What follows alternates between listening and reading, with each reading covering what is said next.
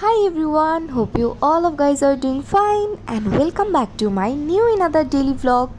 So এখন আমার daily রুটিনে ভার্সিটি লাইফ ঢুকে গেছে আর রেগুলার বেসিসে এখন ক্লাস করতেছি আপনাদের সবার দোয়ায় আলহামদুলিল্লাহ। লং টাইম ক্লাস করে ওই দিন অনেক এক্সস্টেড ছিলাম। সো আমার টায়ার্ডনেস রিডিউস করার জন্য আমি আবার চলে যাচ্ছিলাম কমন রুমে।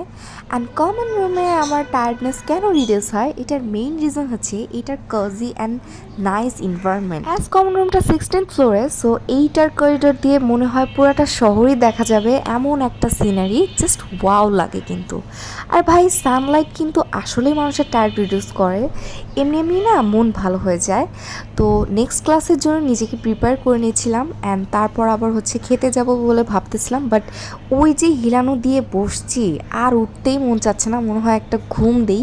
বিকজ অনেক সকালবেলা ক্লাস থাকে, এখন 10টা টু 5টা পর্যন্ত ক্লাস, আর 10টার সময় ক্লাসে ধরার জন্য আমার একদম ঘুম থেকে উঠতে হয় 6টার আগে, বিকজ আমার বাসা থেকে অনেক দূর। এই জন্যই as break time an hour, so half an hour আমি রেস্ট করি and other half an hour আমি খেতে যাই। সো এই পিৎজাটা ওই দিন খেয়েছিলাম আর সাথে এই মজার মিল্কশেক। এনিওয়েজ দেন ওই দিন আমাকে আবার সাকিব নিতে আসছিল 5টার ছুটি হওয়ার পর, এত তাড়াতাড়ি সন্ধ্যা হয়ে গেছে। এখন তো শীতকাল, সো আর্লিয়ার গিয়েছিলাম বসুন্ধরা সিটি শপিং মলে। আর এইটা যাওয়ার মেইন রিজন হচ্ছে আমার ফোনের লাস্ট 6 মাস ধরে গ্রিন লাইন ইস্যু আসছে, বাট ঠিক করবো বলে করাই হচ্ছিল না। সো আন্ডারগ্রাউন্ড এই ফ্লোরে এসে আমরা ফোনটা ঠিক করে নিয়ে যাই। অ্যান্ড আফটার দেন দ্যাট আমরা আবার দোসা খেতে গেছি।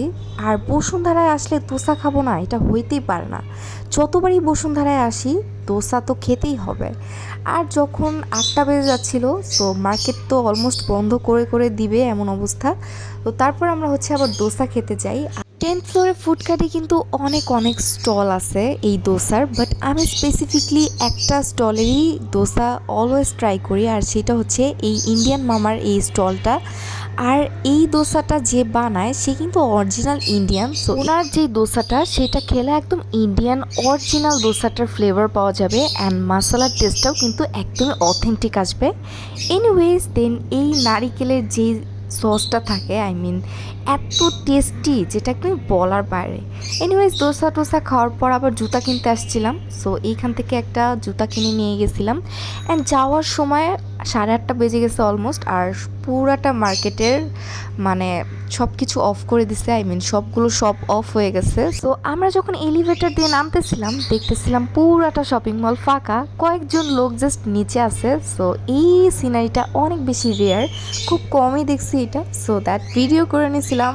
আর যাওয়ার সময় শপিং মলের গেট থেকেই তো জ্যাম, বাসায় যাওয়ার আগ পর্যন্তই জ্যাম ফেস করতে হয়েছে। আর আমরা সবাই জানি পান্থপথ থেকে আমাদের খিলগাঁওতে আসতে এই জ্যামের কারণেই অলমোস্ট 2 আওয়ার্স লেগে যায়, অথচ যেদিন অফ থাকে ওই দিন আবার আমরা 10 মিনিটেই পৌঁছায় যেতে পারি।